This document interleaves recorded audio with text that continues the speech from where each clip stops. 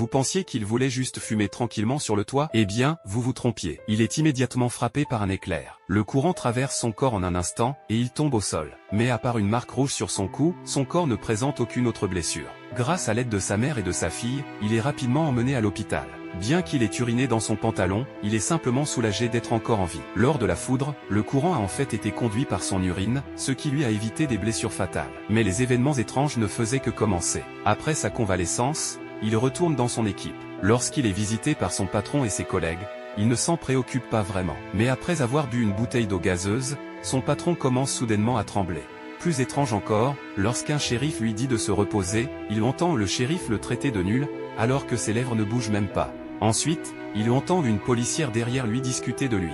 Pour essayer de rester lucide, il va au sauna, mais il entend les gens à l'intérieur se moquer de lui pour être sale, bien qu'il n'y ait personne à proximité.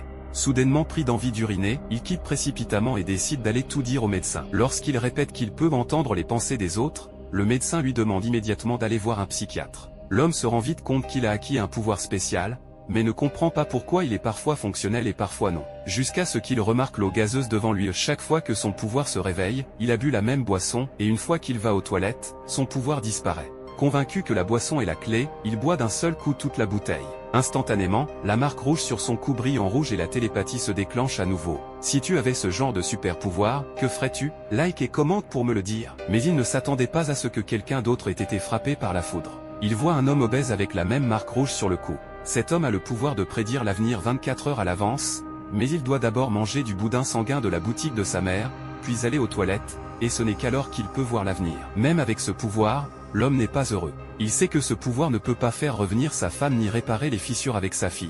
Il en parle ouvertement à sa mère. Au début, elle pense que son fils est fou, mais après quelques tours de jeu de main, elle doit croire son fils peut vraiment lire dans les pensées. Abonne-toi à ma page pour découvrir la deuxième partie.